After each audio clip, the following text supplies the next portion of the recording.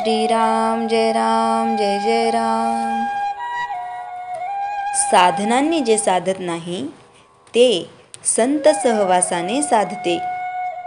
अवतारी संत आणि इतर संत यांच्यामध्ये फरक असतो। अवतारी संत हे ज्ञानेश्वर महाराजांसारखे किंवा समर्थांसारखे असतात।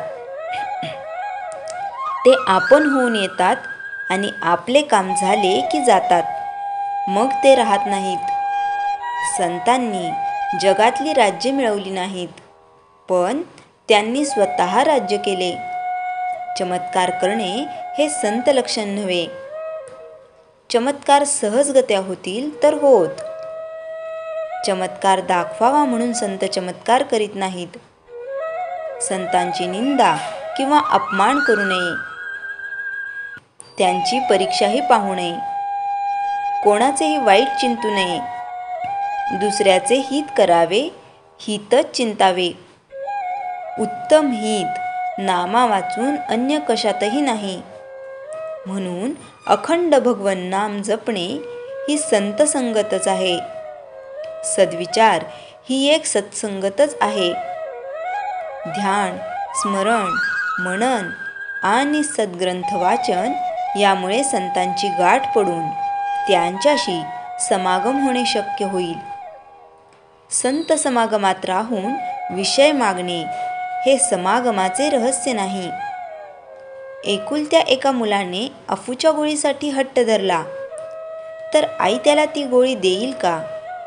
जर तिने ती दिली तर ती खरी आईच नव्हे। त्याप्रमाणे जो विषयाचे प्रेम देईल तो खरा संत नव्हे। संताला विषयाचे प्रेम असत नाही। इतकेच नव्हे तर त्याचा माणूस विषयात राहिला तर त्याच्या हृदयाला पीळ पडतो।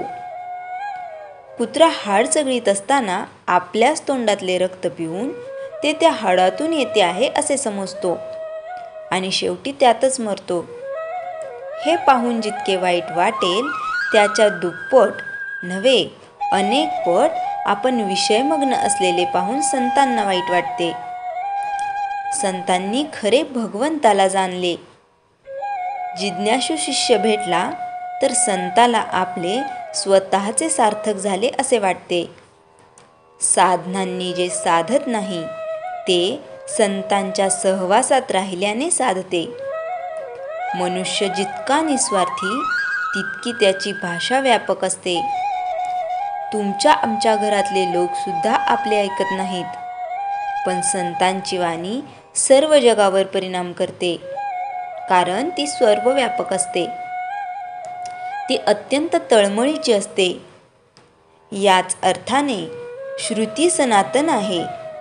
जगाचे कल्याण व्हावे म्हणून श्रुशी बोलले, म्हणून त्या वाणीने जगाचे कल्याण व्हायचेच आणि जगाचे कल्याण व्हावे असे वाटते तोपर्यंत ती वाणी राहायचीच। आहे त्यात समाधान मानणे, कोणाचाही द्वेष मत्सर न करणे, सर्व भगवत रूप मानणे, निराभिमान राहणे, सदोदित भगवान स्मरण करणे आणि संत सज्जन सद्गुरू यांच्याविषयी पूज्य भाव ठेवणे, या गोष्टी आचरणात आणणे हाच परमार्थ। यात कोणती गोष्ट अवघड किंवा खर्चाची आहे? आम्ही निश्चयाने ती करीतच नाही, म्हणून समाधान येत नाही। या गोष्टींप्रमाणे आचरण ठेवले तर समाधान येईलच। श्रीराम जय जय राम। चैतन्यवाणी प्रपंचात कसे वागावे हे संत शिकवितात आणि वागून दाखवितात। श्रीराम जय जय राम। चिंतन: आपले जागे असणे म्हणजे चालणे, फिरणे अथवा डोळे उघडणे असणे नव्हे। चांगुलपणाचा उदय, परमानंदाच्या दृष्टीने वाटचाल आणि त्यासाठी केली जाणारी आत्मोन्नती याला जागेपणा असे म्हणतात। घडण्या बिघडण्याच्या काळात व्यक्तीची दृष्टी जर बाहेरच स्थिरावली तर त्याला पुढील आयुष्यात आत बघणे कठीणच होऊन बसते। थोडा का होईना पण आध्यात्मिक विचारांचा स्पर्श वयाच्या घडण्याच्या टप्प्यावर झाला तर जीवन उजळून टाकणारे मार्ग खुणावत राहतात. त्या मार्गाने जायचे कसे? तो मार्ग जातो कुठे? त्या मार्गावरून जाण्याकरता कष्ट किती? आणि त्या मार्गावर जाऊन साधणार काय? या सगळ्या प्रश्नांची उत्तरे सद्गुरू देत राहतात. मार्ग दिसत असतो पण जाण्याची इच्छा होत नाही, आणि इच्छा आहे पण मार्ग दिसत नाही. या दोन वेगवेगळ्या अवस्था आहेत. सद्गुरू एकदा का भेटले की मग या अवस्थांची वाट पाहण्याची वेळ संपते आणि प्रत्यक्ष प्रवास सुरू होतो. या प्रवासाचेच नाव जीवन असे आहे. जीवनाचा पाठ प्रत्येकाच्याच नशिबात असतो असे नाही.